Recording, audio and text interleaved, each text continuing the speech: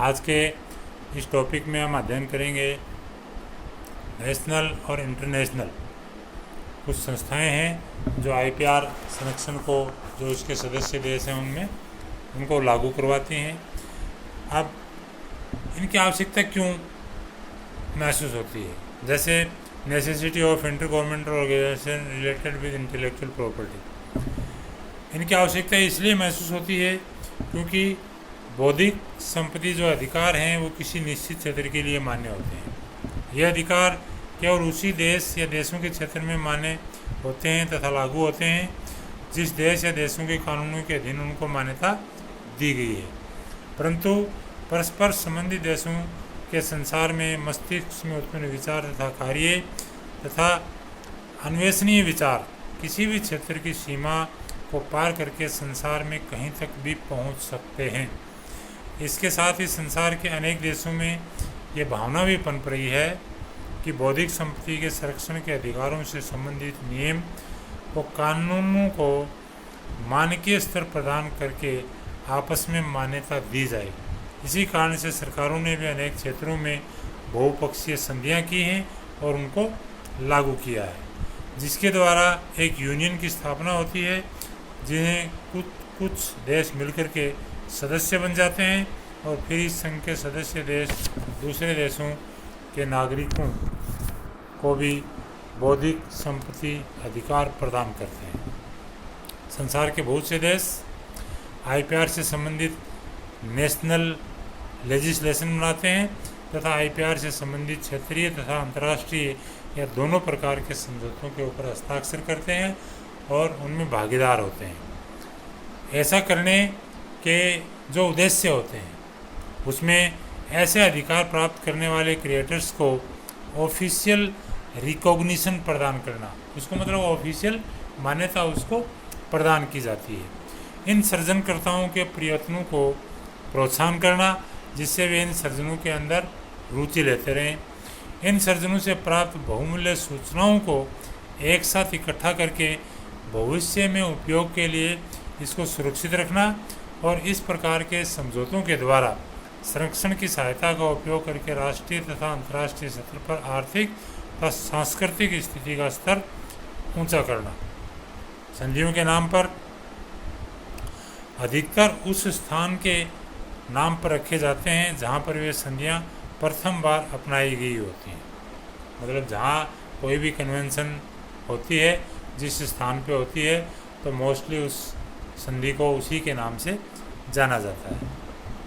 जैसे विश्व के अंदर कुछ ऐसी संधियां की गई हैं जिनके बारे में हम थोड़ा विस्तार से कुछ पढ़ेंगे, जिसमें सबसे नंबर 1 है वीपो, WIPO।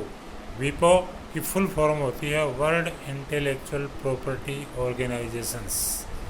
तो इसकी कन्वेंशन, यह अंतर्राष्ट्रीय समझौता जो है 1967 में स्टॉकहोम में ये साइन हुआ था और 1970 में ये लागू हुआ था और 1974 के बाद से वीपो को यूनाइटेड नेशंस के एक विशिष्ट संस्था का दर्जा प्राप्त है।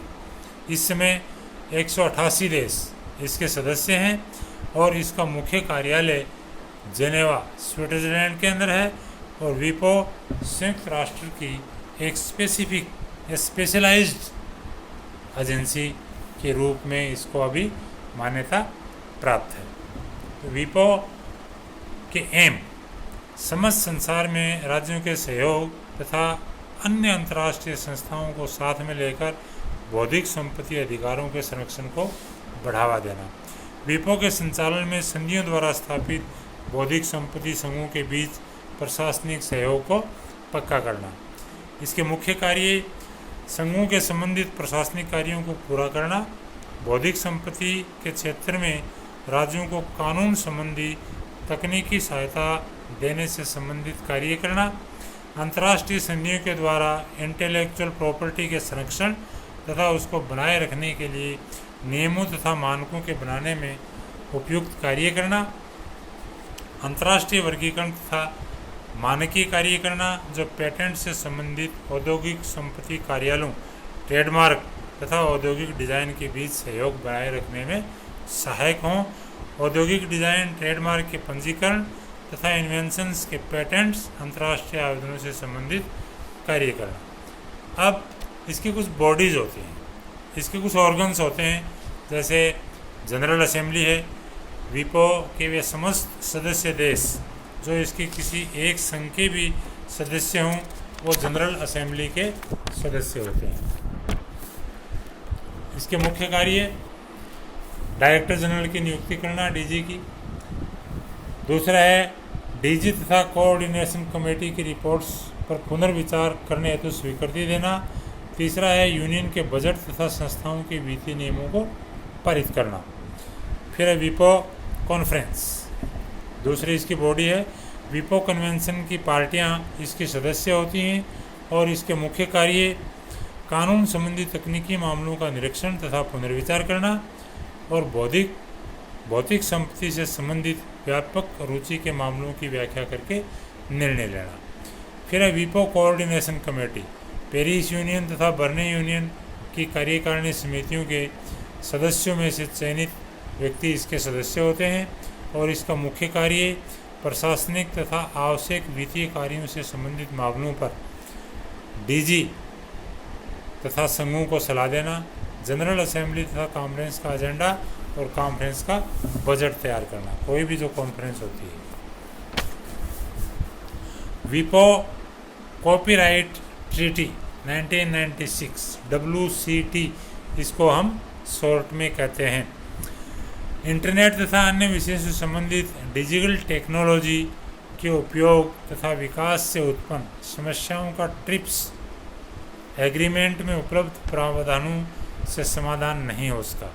अतः विपो diplomatic conference on creation copyright and neighbouring right question 1996 में बनाया गया, उसको विपो कॉपीराइट ट्रीटी के नाम से जाना जाता है। इसके मुख्य उद्देश्य किसी भी रूप में दिए गए कंप्यूटर प्रोग्राम्स को संरक्षण प्रदान करना। नेक्स्ट, किसी भी रूप में ऐसा डेटाबेस इकट्ठा करना जिनमें से चयन के द्वारा या जिसका क्रमबद्ध करके इंटेलेक्चुअल क्रिएशन प्राप्त हो जाए।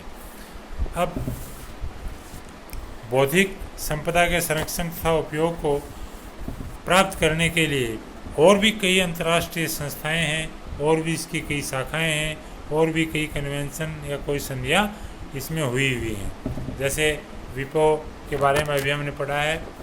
विपो के बाद में Berne convention for the protection of literary and artistic works, इसका हम आगे अध्ययन करेंगे। फिर है मैड्रिड प्रोटोकॉल, इसको भी हम बाद में पढ़ेंगे। पेरिस कन्वेंशन, इसका भी हम बाद में अध्ययन करेंगे।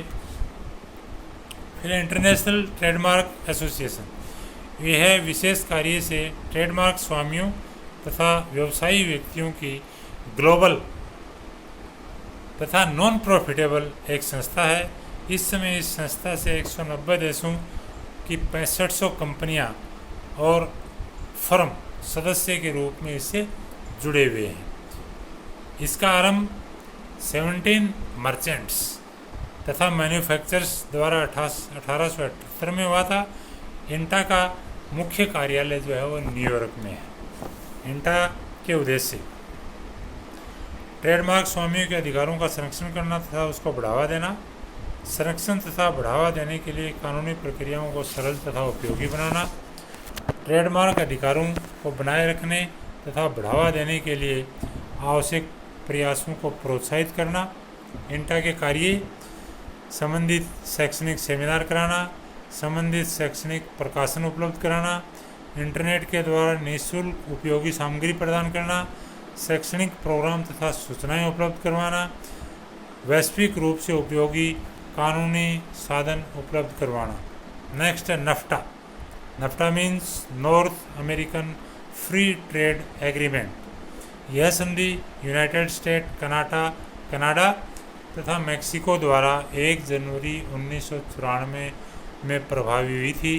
इसके अनुसार यूएस ट्रेडमार्क नियमों, विशेष करके भौगोलिक पदों के उपयोग वाले ट्रेडमार्क में कुछ परिवर्तन किए गए हैं। यह संधि इन 3 देशों में वहाँ के व्यक्तियों कि जीवन स्तर में वृद्धि तथा आर्थिक विकास में सहायक सिद्ध हुई है। नेक्स्ट है GATT, GATT, general agreement on tariffs and trade. यह संधि संसार के अनेक उच्च स्तरीय औद्योगिक राष्ट्रों द्वारा 1994 में इसको लागू किया गया, जिसके कारण यूएस में बौद्धिक संपदा कानूनों में परिवर्तन आया। नेक्स्ट है इनोवेशन सेंटर्स, जो नवाचार केंद्र होते हैं। यह किसी व्यक्ति ने किसी नवीन अन्वेषण के लिए जो कार्य के लिए उपयोगी हैं पेटेंट प्राप्त कर लिया है, तो यह आवश्यक नहीं है कि वह अन्वेषण प्रौद्योगिकी क्षेत्र में सफलतापूर्वक उपयोगी होगा।